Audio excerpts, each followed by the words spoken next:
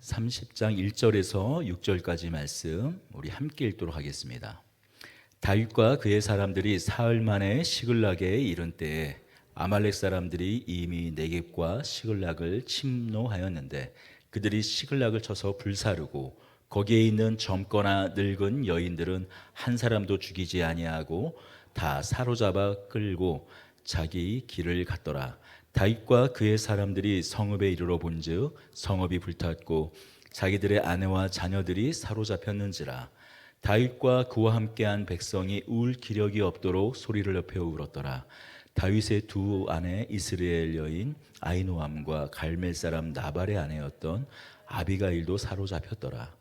백성들이 자녀들 때문에 마음이 슬퍼서 다윗을 돌로 치자 하니 다윗이 크게 다급하였으나 그의 하나님 여호와를 힘입고 용기를 얻었더라. 아멘. 우리는 지난주에 다윗이 블레셋으로 망명한 것 때문에 필연적으로 일어난 일을 살펴보았습니다. 다윗이 블레셋으로 망명을 했지요. 일어날 일은 일어나고야 만다는 그런 말과 같이 다윗이 블레셋에 망명한 것 때문에 필연적으로 일어난 일이 있었습니다. 다윗은 블레셋과 함께 이스라엘을 치러 갈 수밖에 없었어요. 자신이 전혀 원하지 않은 일이었습니다. 남아있던 따라가던 결국 그것은 어떤 판단 선택을 하던 죽는 길이었어요. 그렇게 도살장에 끌려가는 송아지 마냥 자신의 운명에 자신을 그렇게 포기하고 던질 수밖에 없는 다윗을 하나님께서 구원하셨습니다. 하나님의 구원은 블레셋 왕을 제외한 모든 방백들이 다윗을 거부하는 것을 통해서 드러났어요. 이 일을 통해 우리는 한 가지 교훈을 얻을 수 있었습니다. 우리는 포기해도, 우리는 우리 삶을 포기해도, 하나님을 포기해도 하나님은 결코 우리를 포기하지 않으신다라는 그 결론에 이를 수 있었어요. 오늘은 좀 더 나아가 비극을 승리와 영광으로 바꾸시는 하나님에 대해서 나누려고 합니다. 다윗과 그 사람들이 왕을 쫓는다고 하였지만 결국에 블레셋 왕 아기스는 너희는 다시 돌아가라고 말합니다. 그들의 거처인 시글락으로 돌아옵니다. 돌아와 보니 시글락이 쑥대밭이 돼 있었어요. 자신의 처, 자신의 아이들, 자신들의 노모, 자신들의 식솔이 전부 다 아말렉의 손에 끌려간 겁니다. 저는 이런 말을 여러분들에게 상기시키고 싶어요. 끝날 때까지 끝난 것이 아니다. 오늘 우리가 읽은 이 본문은 마치 마른 수건을 쥐어짜서 물을 짜낸 것 같은 그러한 고통스러움이 다윗에게 다시 찾아온 이야기예요. 사울에게 살 길을 찾아 어쩔 수 없이 블레셋으로 망명할 수밖에 없었어요. 그러나 그 일이 결국엔 부메랑이 되어서 자기가 자기의 동족을 죽일 수밖에 없는 상황에 놓여질 수밖에 없었어요. 다윗은 결국 그 상황까지 내몰렸지만 하나님께서 다윗과 그 사람들을 구원해 내셨습니다. 그때 다윗은 어떤 상황이었을까요? 어떤 마음이 들었을까요? 그 사람들을, 다윗을 따르는 사람들은 어땠을까요? 다리에 모든 힘이 풀렸을 거예요. 안도의 한숨을 내셨을 것입니다. 그러나 그것은 잠시뿐이었습니다. 돌아와 보니 아말렉이 자들의 그 빈틈을 찾아 쑥대밭을 만들었어요.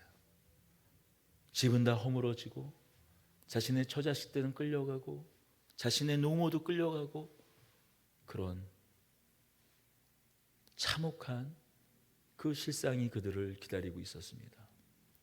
지금 이 다윗에게 있어서 블레셋의 망명에 도대체 자신들은 누구인지 언제까지 이렇게 살아야 하는지 모를 이 망명 생활도 서러운데 자신의 처자식까지 아말렉에게 사로잡힌 것입니다. 1년 4개월이라고 했어요. 그 긴 시간 동안 어떻게 자신을 따라온 이 많은 사람들, 그 사람들을 어떻게 지킬 수 있을까 전전긍긍해 하면서 살아왔던 그 시간도 서러운데 이제 처자식마저 아말렉의 손에 사로잡혀 버립니다. 사람들은 한참을 웁니다. 한 사람 두 사람 울음을 그치더니 손에 돌멩이 하나씩 쥐어들어요. 그 돌멩이로 다윗을 치려고 합니다. 누구라도 먼저 돌을 던지는 순간 이제 모두 돌을 던질 기세예요. 누군가 책임질 사람이 필요했습니다. 원망을 쏟아놓을 사람이 필요했습니다. 그 대상은 누굽니까? 바로 다윗이에요. 이 사람들은 어떤 사람들입니까? 다윗이 사울을 피해 아둘람이란 동굴에 피했을 때 모여들었던 사람들이었어요. 빚진 자들, 누명으로 원통한 자들, 억울한 누명 때문에 그 원통한 사람들, 사회적 약자들이 모여들어 아둘람 동굴을 채우기 시작했어요. 사울에게 쫓기는 다윗이야말로 누구보다 그들의 마음을 잘 헤아릴 수 있었습니다. 그들을 위로했고 그들을 먹였으며 그들을 보호했어요. 진정 그들의 목자가 되어 주었습니다. 이제 그들은 그들의 손에 돌을 쥡니다. 소리칩니다. 이 모든 일이 다윗 당신 때문이라고 원망하고 비명을 지르고 고함을 치고, 그러니 다윗 당신이 죽어야만 된다고, 그래야 이 일이 끝날 수 있다고 돌을 쥐어드는 겁니다. 세상이 그렇습니다. 100번 잘하다가도 한 번 실망해서 돌을 드는 것이 사람들이에요. 그것이 세상이고 그것이 사람들입니다. 다윗이야말로 이 세상 어떤 비참함을 겪는 사람들보다 더 비명 지를 수 있는 사람이에요. 고함칠 수 있는 사람입니다. 그렇습니다. 다윗이야말로 비명 지를 수 있는, 누가 뭐라고 하더라도 다윗이야말로 고함치고 비명 지를 수 있는 사람이에요. 그렇게 다윗도 고함치고 비명 지르고 같이 돌을 집어든다면, 그러나 모든 것이 끝나고 맙니다. 누구 한 사람은 정신을 차려야 돼요. 누구 한 사람은 정신을 차리고 지금 일어나고 있는 일이 무슨 일인지 냉정하게 바라보아야 합니다. 바로 그 사람이 지도자예요. 얼마든지 울 수 있고 얼마든지 비명 지를 수 있지만, 얼마든지 한탄할 수 있지만, 그때 정신을 차리고 지금 일어나고 있는 일을 냉정하게 바라보고 대안을 제시할 수 있는 사람, 그가 지도자입니다. 모든 사람들이 달려들어 돌을 던지려고 하는 그 순간 다윗은 정신을 차립니다.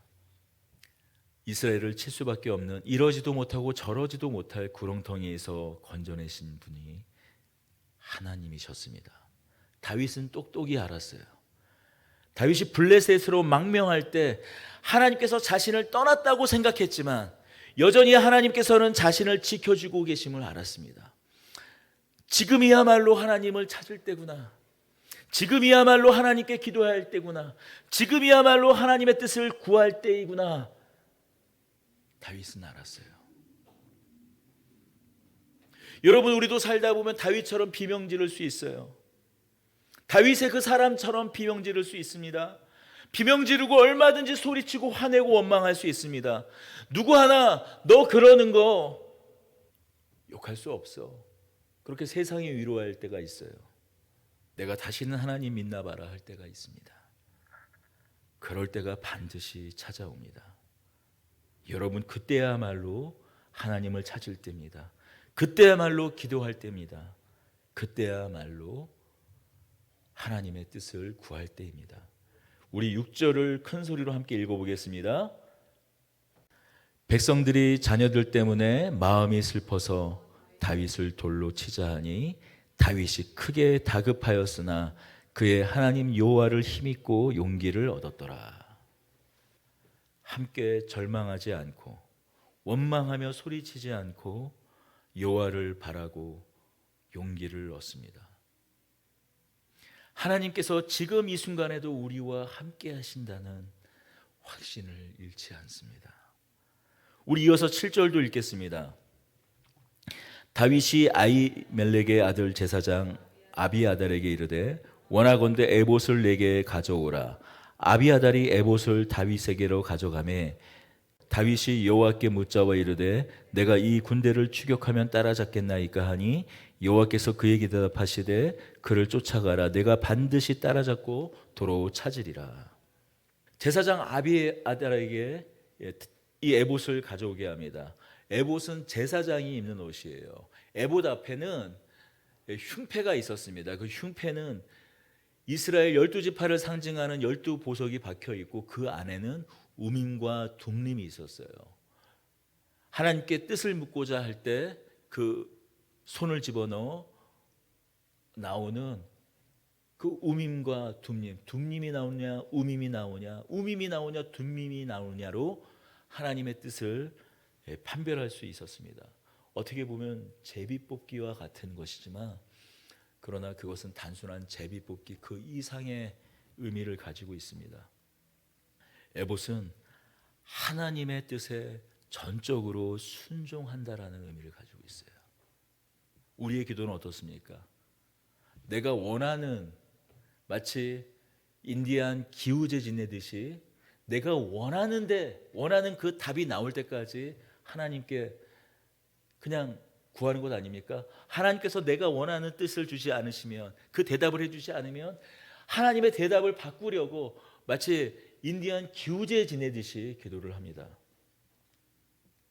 에봇을 통해서 하나님의 뜻을 묻는다고 하는 것은 어떤 결과가 어떤 선택을 하게 되든 그것이 하나님의 뜻인 이상 그 뜻대로 그 결과로 하나님께 원망하고 후회하지 않고 그 모든 것이 하나님의 섭리요 하나님의 인도하심이라는 그 믿음의 확신을 가지고 그 결정에 따르겠다라는 것이 바로 에봇에 있는 흉패 그 우밈과 둠림을 통해 하나님의 뜻을 묻는 것입니다. 다윗의 질문, 이 군대를 추격하면 따라잡겠습니까? 이 질문에 하나님께서는 그를 쫓으라. 반드시 내가 따라잡을 것이다라고 말씀하십니다. 다윗은 그렇게 아말렉을 쫓습니다. 그렇습니다. 우리가 하나님의 뜻에 온전히 순종할 때 하나님은 그 순종이 바른 결정이었음을 우리의 선택이 하나님의 뜻을 쫓은 그 선택이 바른 결정인 것을 보여주세요. 다윗은 한 사람을 만납니다. 애굽 사람이에요. 그 애굽 사람은 아말렉의 종이었어요. 그러나 병들어서 아말렉이 그를 그렇게 내버려 둔 것입니다. 생각해 보십시오. 하나님의 뜻이 있어 아말렉을 쫓지만 그 유다 광야, 유다 지경이 그 우측은 계속 광야로 사막으로 이어져 있어요. 바람이 불면 그 온갖 흔적들이 다 사라집니다. 어떻게 아말렉을 쫓을 수 있겠습니까? 하나님은 아말렉이 버려둔 그 애굽의 종을 통해서 그들을 찾게 하세요. 지쳐있는 버려진 그 애굽 사람을 만나 그에게 먹을 것과 떡을 주고 어디서 왔느냐고 묻습니다. 우리 16절에서 20절까지 함께 읽겠습니다. 그가 다윗으로 인도하여 내려가니 그들이 온 땅에 편만하여 블레셋 사람들의 땅과 유다 땅에서 크게 약탈하였으므로 말미암아 먹고 마시며 춤추는지라. 다윗이 새벽부터 이튿날 저물 때까지 그들을 치매 낙타를 타고 도망한 소년 400명 외에는 피한 사람이 없었더라.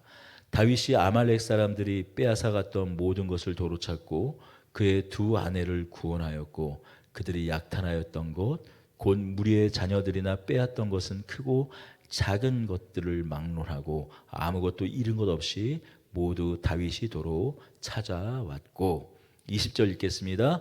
다윗이 또 양떼와 소떼를 되찾았더니 무리가 그 가축들을 앞에 몰고 가며 이르되 이는 다윗의 전리품이라 하였더라. 우리는 이 결말에서 충분히 하나님의 은혜를 찾을 수 있어요.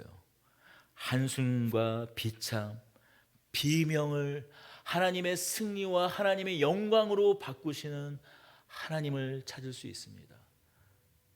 저 자식을 찾고 아말렉을 약탈한 것을 다시 찾아와서 시글락에 돌아오는 것, 충분히 하나님께 감사할 일이죠. 은혜가 넘치는 일입니다. 하나님께 송축할 일입니다. 저 자식을 사람들에게 다시 안겨주고 전리품을 공정하게 나누는 것, 그것만으로도 하나님의 은혜, 또 다윗의 그 목자다운 품성을 우리는 충분히 이 말씀을 통해서 발견할 수 있습니다. 이렇게 끝이 난다면 다윗의 상황은 사실 크게 달라진 것이 아니에요. 다윗과 그 사람들에겐 사실 크게 아무것도 달라진 것이 없습니다. 여전히 그들은 이 블레셋의 망명하에 있는 상태고, 여전히 그들은 시글락에 머물러 있습니다. 여전히 그들은 도망자 신세에 불과합니다. 이제 다시는 유다에 돌아갈 수 없는 그 사실은 변하지 않았어요. 다윗은 이 일에 멈추지 않습니다. 한 발자국 더 나아가요. 더 깊은 하나님의 뜻을 감지합니다. 이런 거예요.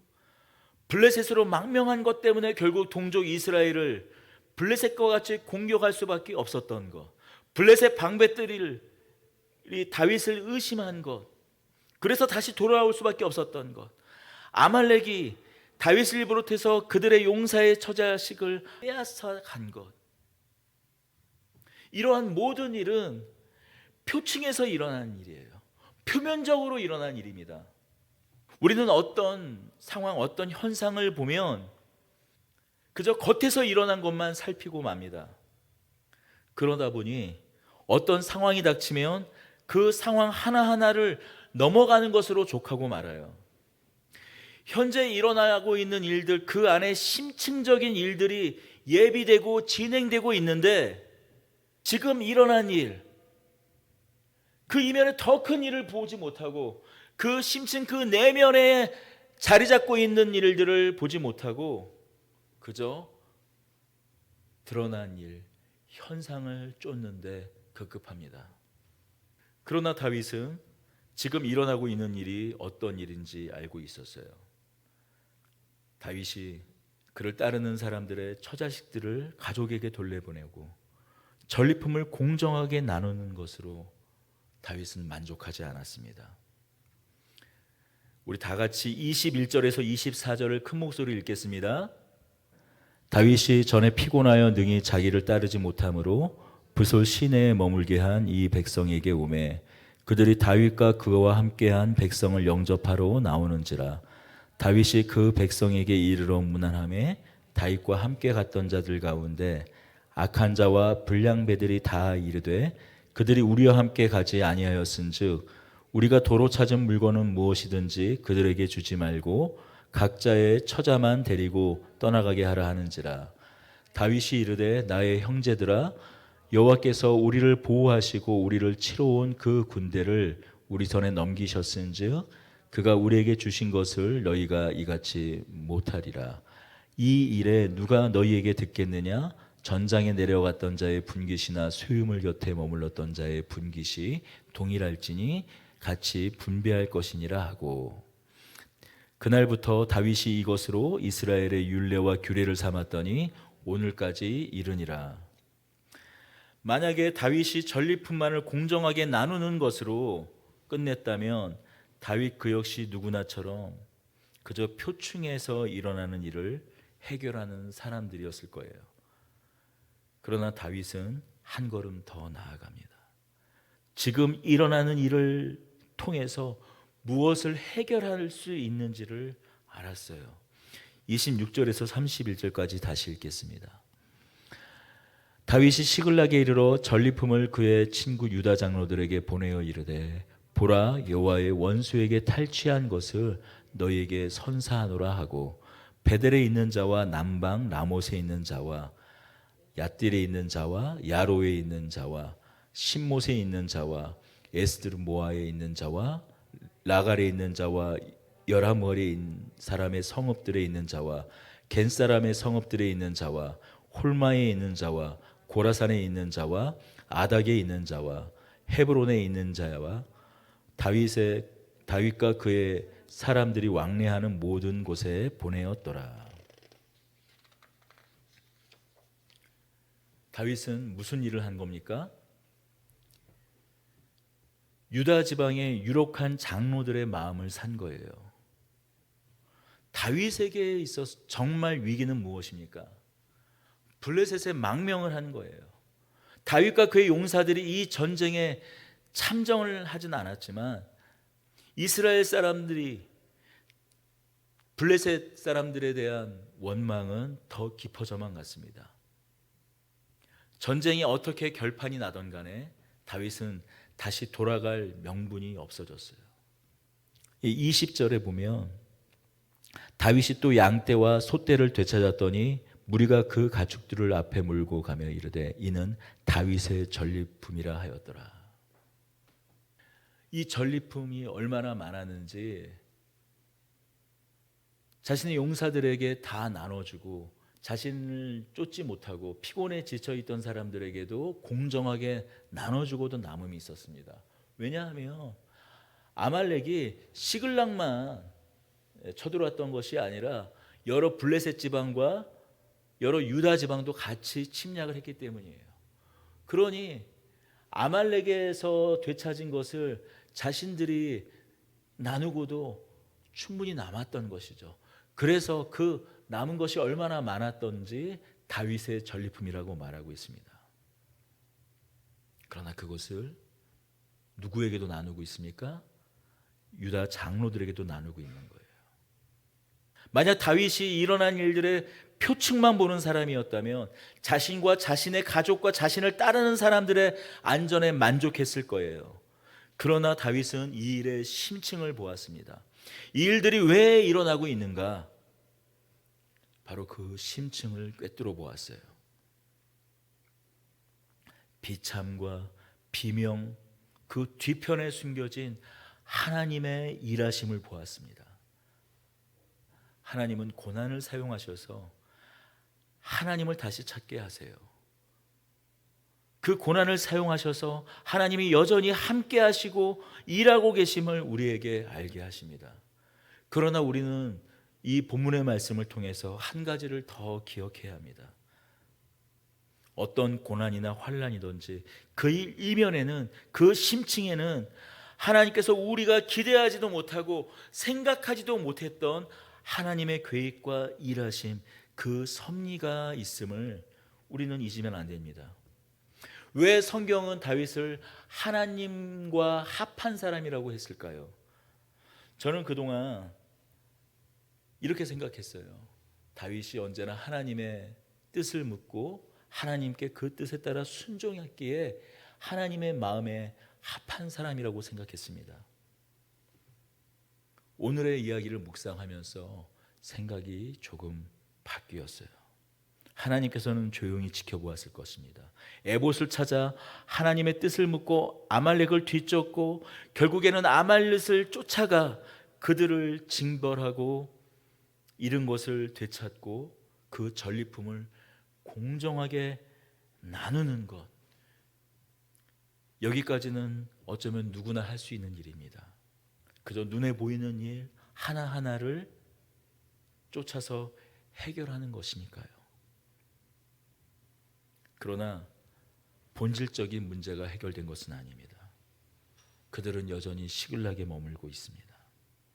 지금 일어나는 일들이 빙산의 일각을 보여주는 것이라면 심층은 다윗과 그 사람들이 유다로 돌아오는 것이에요. 그것이 하나님의 마음, 하나님의 뜻이었습니다. 다윗은 그것을 알아 자신의 전리품을 유다 장로들에게 나눈 것입니다. 다시 유대 땅으로 돌아올 수 있는 명분을 만들었어요. 지금까지는 어떤 경우에도 유다 땅은 다시 밟을 수 없었습니다. 그들은 배신자였습니다.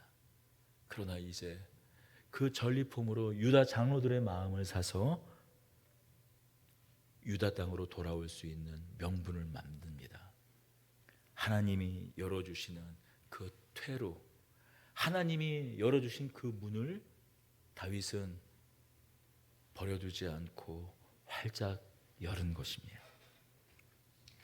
여러분이 지금 겪고 있는 어려움은 무엇입니까? 누구에게도 말할 수 없는 그런 비참함은 무엇입니까? 그저 하루하루 아랫돌 꿰서 위에 박고 윗돌 빼서 아래에 박는 그런 일들을 되풀이하고 있지는 않습니까? 그렇다면 그것은 그저 하루하루 표층을 살아가고 있는 것이에요. 눈에 보이는 현상만을 쫓아 살아가는 것입니다. 하나님께서는 우리가 우리의 마음 그 심연까지 이르기를 원하세요. 그러면 어떻게 해야 하나님의 그 심연, 그 심층에 도달할 수 있을까요? 표층이 아닌 심층을 꿰뚫어 살아갈 수 있을까요? 고린도전서 2장 10절을 보면 성령은 그 모든 것 하나님의 깊은 곳까지 통달하시는 분이라고 말씀하십니다. 성령님께서는 우리 인생의 표층에서 벌어지는 그 일이 하나님의 섭리 가운데서 어떤 의미를 가지고 있는지, 하나님의 심층에서는 어떤 일이 벌어지고 있는지 아시는 분이라고 말씀하세요. 우리 안에는 성령님이 계십니다.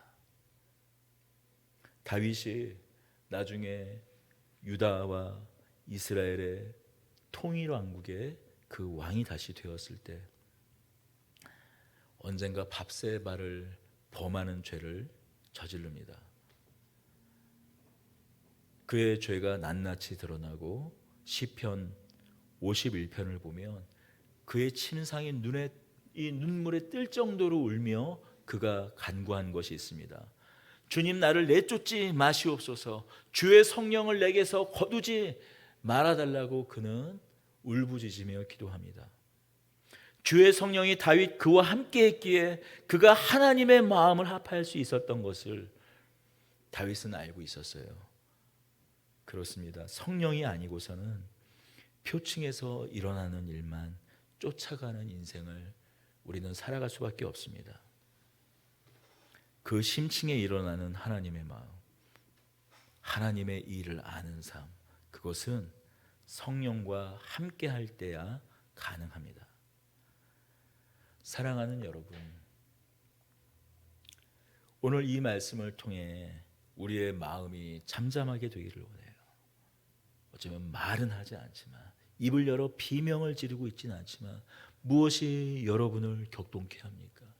여러분의 마음을 흔들고 있습니까? 여러분의 마음을 비명 지르게 하고 있습니까? 지금 이 시간 우리 인생 표층에 일어나는 그 모든 비참함, 그것을 사용하시는 하나님, 끝내 하나님의 일을 이루시는 그 표층을 걷어내시고 우리의 막힌 눈, 우리의 어두운 눈, 닫힌 눈을 걷어내고 우리 눈의 비늘을 벗겨버리고 그 심연 가운데 일어나고 있는 일을 보게 되길 원합니다. 이를 이루시는 여호와 하나님의 영광을 발견하게 되기를 원합니다. 이 시간 우리의 마음을 잠잠케 하고 조용히 주님을 바라보고 성령께서 주시는 하나님의 마음에, 하나님의 소리에 하나님의 뜻을 바라보는 이 시간이 되기를 원합니다. 용기를 가지고 다윗과 같이 주님을 바라보는 우리가 되기를 소원합니다. 기도하겠습니다. 오늘 여기 이 자리에 있는 것이 얼마나 복된 것인지요. 주시는 말씀을 통해 다시 용기를 얻습니다. 절망 가운데서 소망을 봅니다. 비참과 비극을 승리의 영광으로 바꾸어 내시는 하나님의 일하심을 봅니다. 인생의 구비구비를 지키시는 하나님의 손길을 봅니다. 우리를 믿음의 길에 초청하시고 시작하게 하신 주님, 이제 그 믿음을 주께서 원하시는 그 깊이와 너비와 높이로 온전케 하여 주옵소서. 하나님의 그 시면에 잇따 있는 저희들 되게 하여 주옵소서. 우리 주 예수 그리스도의 이름으로 기도드리옵나이다. 아멘. 우리 함께 주는 영원하신 주 다시 함께 찬송드리며 오늘 예배를 마치도록 하겠습니다.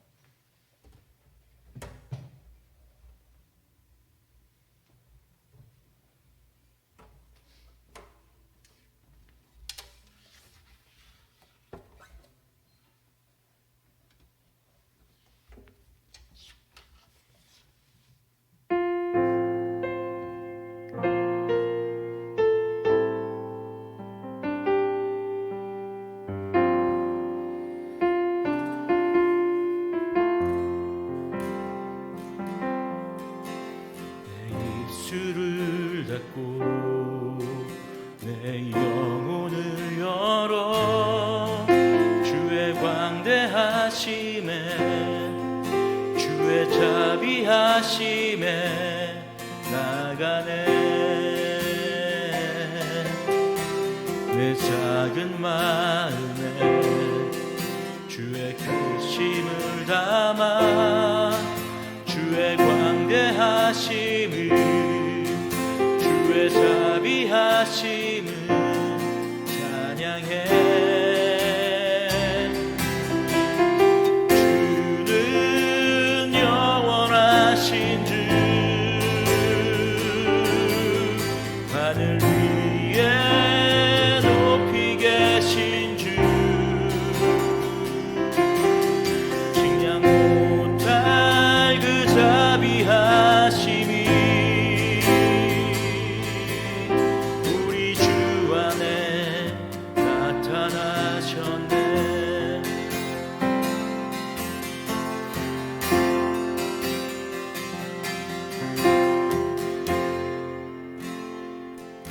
내 입술 닫고 내 입술을 닫고 내 영혼을 열어 주의 광대하심에 주의 자비하심에 나가네. 내 작은 마음에 주의 크심을 담아 주의 광대하심을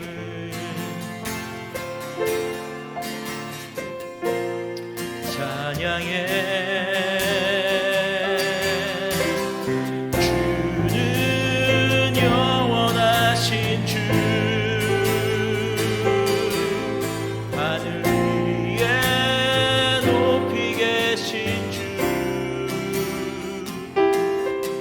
측량 못할 그 자비하심이 우리 주 안에 나타나셨네. 주는 자비하신 주 주는 영원하신 주 하늘 위에 높이 계신 주 측량 못할 그 자비하심이 우리 주 안에 나타나셨네. 우리 다시 한번 기도하십시다. 함께 좀 자신의 손을 가슴에 얹고 좀 기도하겠습니다. 주님, 저희의 심장 안에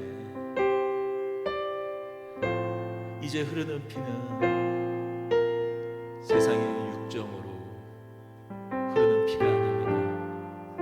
지금 우리 심장 안에 우리 혈관에 흐르는 피는 예수 그리스도의 보혈의 피입니다. 이제 더 이상 우리가 육으로 살지 않습니다. 우리는 성령으로 살아가는 사람들입니다. 하나님의 그 모든 뜻을 통달하신 그 성령의 마음으로 살아가는 사람들입니다. 예수 그리스도의 그 보혈에 의지하여 살아가고 이제 더 이상 육으로 살아가는 사람들이 아니라 성령으로 살아가는 사람들입니다. 이제 더 이상 우리가 여전히 성령으로 시작하여 육으로 끝내는 그런 헛된 삶 살지 않게 해주시고, 그저 겉으로 드러나는 그런 현상에 급급하게 쫓아가는 그런 삶 살게 하지 마시고, 아랫돌 빼서 윗돌을 채우고 윗돌을 빼서 아랫돌을 채우는 그런 헛헛한 무의미한 삶 살지 않게 하여 주시고, 주님의 그 기쁘심까지 알아 하나님께서 원하시는 우리의 삶, 그 자리를 회복하는 저희들 되게 하여 주시옵소서. 주님이 원하는 그 삶의 자리를 회복하는 저희들 되게 하여 주시옵소서. 저희 자녀들을 축복하여 주시고, 주의 건석들 위에 성령께서 온전히 임재하여 주셔서 하나님의 마음에 합한 사람들 될 수 있도록 이제 우리의 입술을 닫고 우리의 영혼을 열어 주의 광대하신 그 자비하심에 기대는 저희 되게 하여 주시옵소서. 우리 주 예수 그리스도의 이름으로 기도드립니다. 아멘.